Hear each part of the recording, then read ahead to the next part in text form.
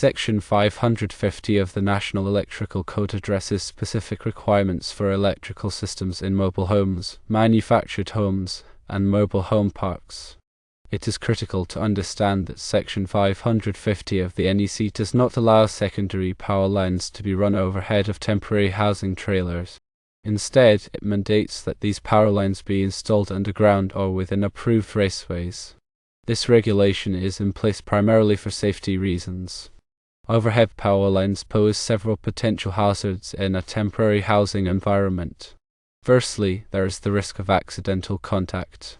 People working on or near the trailers, such as during installation, maintenance, or repairs, could inadvertently come into contact with the energized lines, leading to severe electrical shock or even electrocution. Secondly, overhead power lines are susceptible to damage from various environmental factors. High winds, storms, and falling tree limbs can cause the lines to break or sag, creating a dangerous situation. A broken power line underground can energize the surrounding area, posing a significant risk to anyone nearby. Sagging lines can also reduce the clearance between the power lines and the trailers, increasing the likelihood of contact. Thirdly, the presence of overhead power lines can impede the movement of large equipment and vehicles around the temporary housing site. This can create logistical challenges and increase the risk of accidents. For example, a crane or other heavy machinery could inadvertently strike the power lines, causing a power outage or even a catastrophic failure.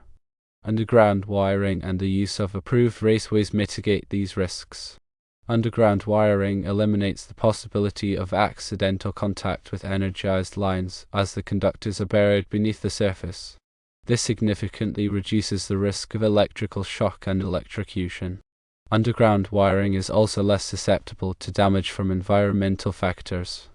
The conductors are protected from high winds, storms, and falling tree limbs, ensuring a more reliable power supply. Raceways, such as rigid metal conduit or electrical metallic tubing, provide additional protection for the conductors. They shield the wires from physical damage and prevent them from coming into contact with flammable materials. There are several types of approved raceways that can be used for this purpose, depending on the specific application and local regulations. The NEC provides detailed specifications for the installation of underground wiring and raceways. These specifications cover topics such as burial depth, conductor type, and raceway size. It is important to follow these specifications carefully to ensure that the installation is safe and compliant. When installing underground wiring, it is essential to consider the soil conditions and the potential for corrosion. The conductors must be suitable for direct burial and must be protected from moisture and other corrosive elements. The NEC also requires that underground wiring be clearly marked with warning tape to prevent accidental digging. Raceways must be properly supported and secured to prevent them from shifting or becoming damaged. The NEC specifies the maximum spacing between supports and the types of fasteners that must be used. It is also important to ensure that raceways are properly grounded to provide a path for fault current to flow back to the source. Grounding helps to prevent electrical shock in the event of a fault. In addition to the safety benefits, underground wiring and raceways can also improve the aesthetic appearance of the temporary housing site. They eliminate the clutter of overhead power lines and create a cleaner, more organized look. This can be particularly important in residential areas where aesthetics are a concern. It is important to note that the specific requirements for electrical installations in temporary housing may vary depending on the local jurisdiction. It is always a good idea to consult with a qualified electrician or building inspector to ensure that the installation complies with all applicable codes and regulations. Local codes may have additional requirements or restrictions that are not covered in the NEC. For example, some jurisdictions may require that all electrical work be performed by a licensed electrician. Others may have specific requirements for the type of conductors or raceways that can be used. In summary, Section 550 of the NEC prohibits running secondary power lines overhead of temporary housing trailers. It requires that these power lines be installed underground or within approved raceways for safety reasons.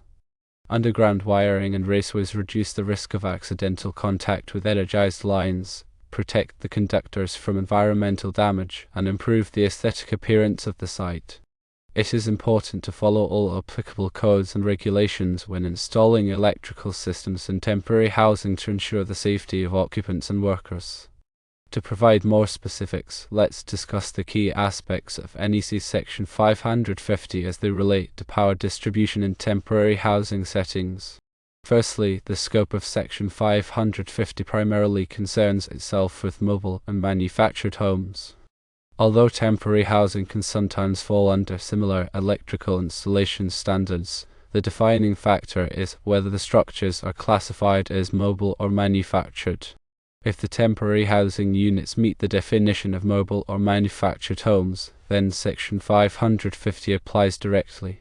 Secondly, the prohibition of overhead secondary power lines is rooted in safety and reliability considerations. Overhead lines are exposed to weather-related damage such as wind, ice, and falling branches, which can lead to power outages and hazardous conditions. Underground installations provide a more protected and stable electrical supply. Thirdly, approved raceways offer an alternative to direct burial of underground cables. Raceways, like rigid metal conduit, intermediate metal conduit, electrical metallic tubing, or rigid polyvinyl chloride conduit, provide physical protection to the conductors and facilitate easier maintenance and future upgrades. The selection of the appropriate raceway type depends on the specific environmental conditions and local code requirements. Fourthly, when installing underground wiring, adherence to NEC Article 300, which covers general wiring methods, is crucial. This includes proper burial depths, protection from physical damage, and suitable conductor types for direct burial. For instance, underground service entrance cable marked use is designed for direct burial applications. Fifthly, grounding and bonding are critical aspects of any electrical installation, including those in temporary housing. Proper grounding ensures that metallic parts of the electrical system are at the same electrical potential, reducing the risk of electric shock. Bonding connects these metallic parts to create a low impedance path for fault current, facilitating the operation of overcurrent protection devices like circuit breakers and fuses. Sixthly, service equipment requirements in Section 550 dictate the rating and location of the main disconnect. The service equipment must have a rating suitable for the connected load and be readily accessible to disconnect power in case of an emergency. The location of the service disconnect is typically near the point where the power enters the temporary housing unit. Seventhly, feeder and branch circuit calculations must comply with NEC Article 220, which outlines the procedures for determining the appropriate size of conductors and overcurrent protection for the electrical loads in a temporary housing unit. Accurate load calculations ensure that the electrical system can safely handle the anticipated demand. Eighthly, overcurrent protection, including circuit breakers and fuses, must be properly sized and installed to protect conductors and equipment from overloads and short circuits. The overcurrent protection devices must have an interrupting rating sufficient for the available fault current at the point of installation.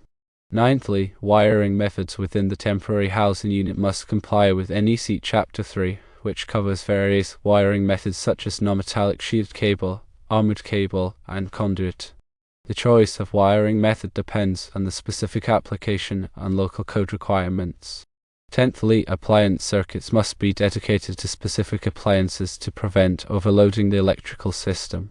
For example, a separate circuit should be provided for high-demand appliances like air conditioners, electric heaters, and water heaters. 11thly, lighting outlets and fixtures must be installed in accordance with NEC Article 410, which covers the installation requirements for lighting fixtures, lamp holders, and lamps. The lighting fixtures must be suitable for the intended environment and installed in a manner that prevents fire and shock hazards. 12thly, receptacle outlets must be installed in accordance with NEC Article 210, which covers the installation requirements for receptacles. Receptacles must be of the grounding type and installed in locations where they are readily accessible. Ground fault circuit interrupter protection is required for receptacles in certain locations such as bathrooms, kitchens, and outdoor areas. 13thly, bonding of non-current carrying metal parts is essential to minimize the risk of electric shock. All non-current carrying metal parts, such as metal enclosures, equipment frames, and metal piping, must be bonded together and connected to the grounding electrode system. 14thly, surge protection may be required in areas prone to lightning strikes or voltage surges. Surge protective devices can help protect sensitive electronic equipment from damage caused by transient voltage surges. 15thly, inspections are a critical part of the electrical installation process. A qualified electrical inspector will review the installation to ensure that it complies with all applicable codes and regulations. Any deficiencies must be corrected before the electrical system is energized. 16thly, documentation of the electrical installation is essential for future maintenance and troubleshooting. The documentation should include a wiring diagram, a load calculation, and a list of all electrical equipment and devices. 17thly, maintenance of the electrical system is crucial to ensure its continued safe and reliable operation. Regular inspection should be conducted to identify any potential problems, such as loose connections, damaged wiring, or corroded components. 18thly, modifications to the electrical system should only be performed by qualified electricians. Unauthorized modifications can create safety hazards and may violate applicable codes and regulations.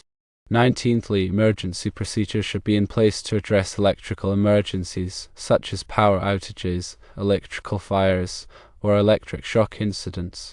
All occupants of the temporary housing unit should be familiar with these procedures. 20thly, training should be provided to occupants on the safe use of electrical equipment and appliances. This training should cover topics such as avoiding overloading circuits, using extension codes safely, and recognizing the signs of electrical hazards. 21st, local amendments to the NEC may exist and should be taken into account. Local jurisdictions often adopt the NEC with amendments to address specific local conditions or concerns. 22nd, permits are typically required for electrical installations in temporary housing. The permit process ensures that the installation is properly inspected and complies with all applicable codes and regulations. 23rd, qualified personnel should always be employed for electrical work. Only licensed electricians or qualified electrical workers should perform electrical installations or repairs. 24th, safety precautions should always be followed when working with electricity. This includes wearing appropriate personal protective equipment, de-energizing circuits before working on them, and using insulated tools. 25th, the NEC is a living document that is updated every 3 years.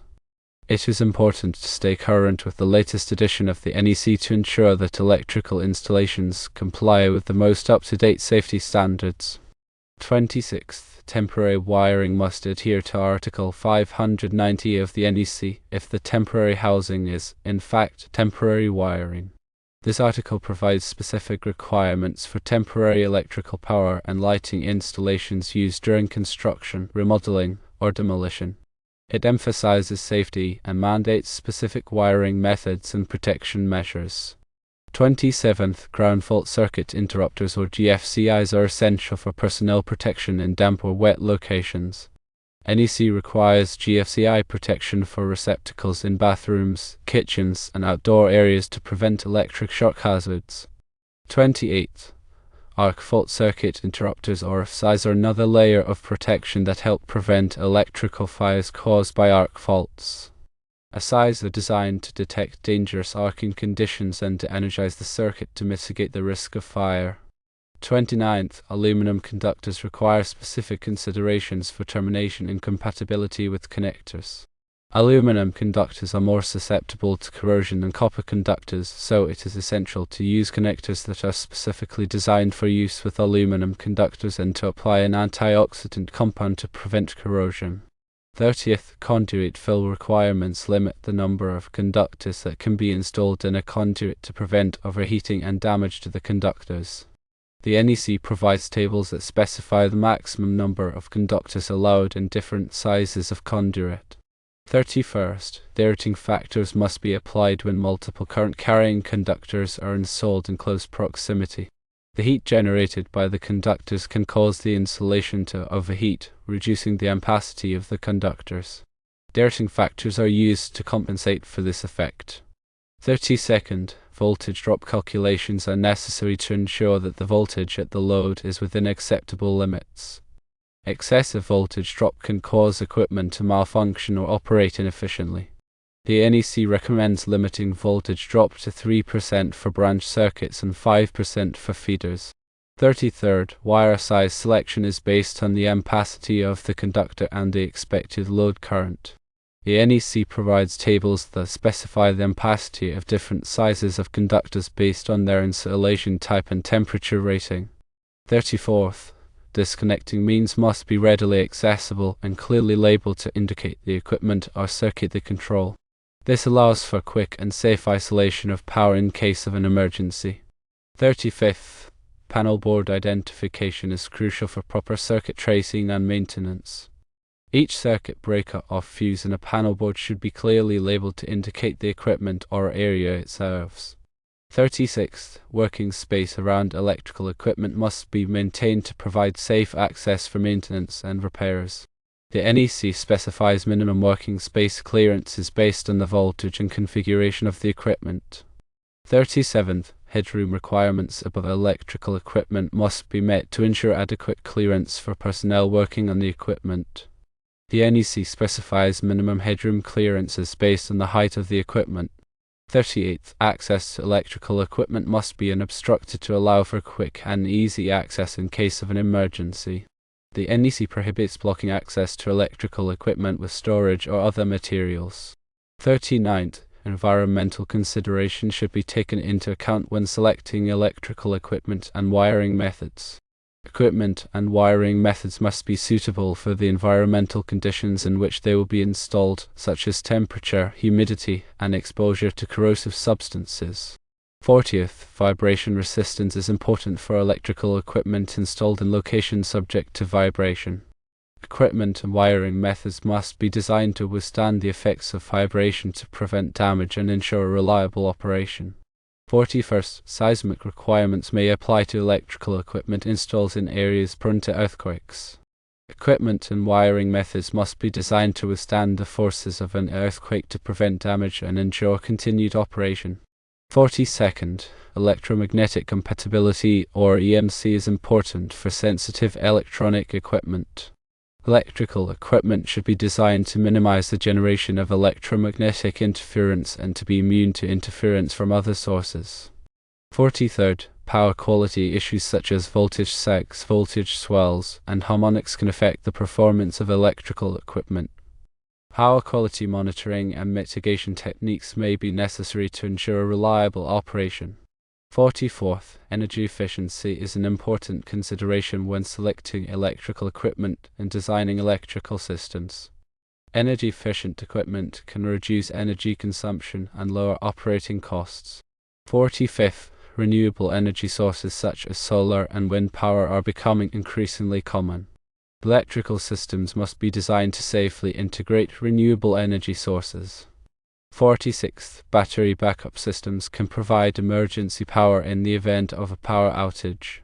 Battery backup systems must be properly sized and maintained to ensure reliable operation. 47th, uninterruptible power supplies or UPS provide continuous power to critical equipment during power outages. UPS are commonly used to protect computers, servers, and other sensitive electronic equipment. 48th, grounding electrode systems must be properly installed and maintained to provide a low impedance path for fault current to flow back to the source. The grounding electrode system typically consists of a ground rod, a ground ring, or a metal water pipe. 49th, bonding jumpers must be used to connect metallic parts of the electrical system together to create a low impedance path for fault current. Bonding jumpers are typically made of copper or aluminum wire. 50th, surge arresters protect electrical equipment from transient voltage surges caused by lightning or other sources. Surge arresters are typically installed at the service entrance and at individual pieces of equipment. To summarize, adherence to NEC Section 550 and related articles is crucial for ensuring the safety and reliability of electrical installations in temporary housing, particularly when those units qualify as mobile or manufactured homes. Avoiding overhead secondary power lines and opting for underground wiring or approved raceways are fundamental requirements.